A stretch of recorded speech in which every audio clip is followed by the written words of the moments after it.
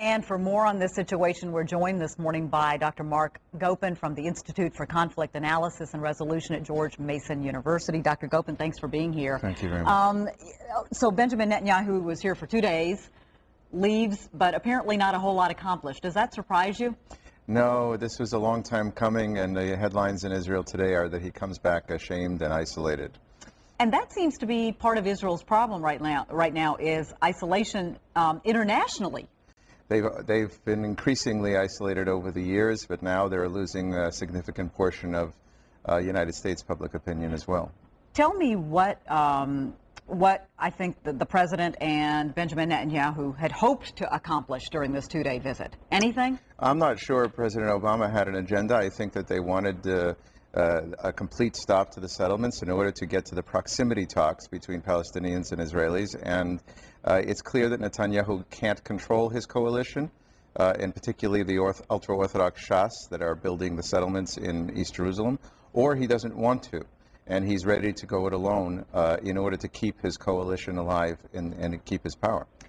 We heard from some of the lawmakers in that Lauren Green story that we just aired, and there seems to be actually disagreement, too, among members of the U.S. Congress about the United States stance on Israel.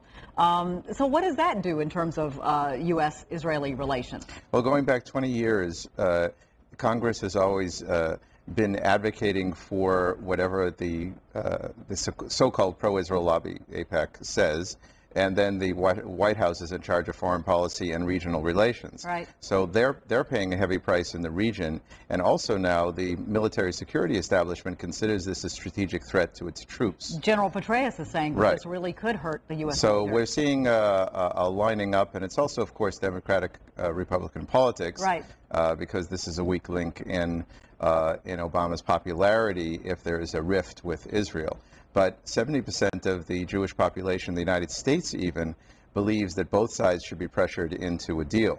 And so we are seeing some real shifts here in American Jewish opinion as well, wanting and believing that it's in Israel's strategic interest to compromise, to have a West Jerusalem, which is huge, and the Holy City, and then at the same time preserve the East Jerusalem Arab neighborhoods for a future Palestinian state. And so if you find that here in the United States, and yet Benjamin Netanyahu, as you said, seems to not be able to control what's going on there with his own people, what do you see happening? I mean, this, it's so funny because we talk about what's going on in the Middle East, and this is years and years and years and years and years in the making.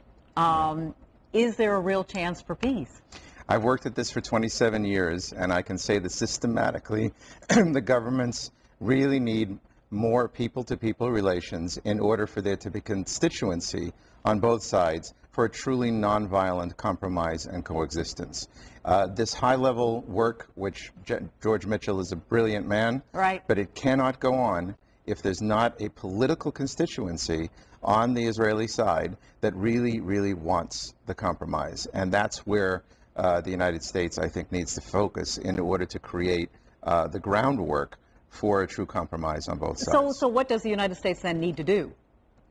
They need to continue to try and create the proximity talks, but they need to bring all factors into the coalition, all people at the table, and they need to build a far greater confidence-building process where more Israeli Jews see it in their interest to pressure their government to make a deal with the Palestinians. That's not the case right now, or at least it's not sufficiently the case in order to create this paradigm shift. And what role do you think Secretary Clinton can play in that effort? Well, I think Secretary Clinton has a huge budget of the State Department, and that budget should be redirected to the kind of investments in Israel and Palestine that would really shift the populations towards a commitment to peace. And there isn't enough of that right now. We said that this is the worst that U.S.-Israeli relations have been in several decades. Politically, financially, economically, what does that mean for the United States? I think that the United States is probably going to stay a strategic ally of Israel for the foreseeable future, but I also think that they are going to be making more overtures to the region in order to create regional stability, and they have serious concerns in Iraq and Afghanistan. Right. And those are going to overtake some of the priorities of constantly defending Israel in the United Nations and other places. So we may see a slippage of the solid defense of Israel.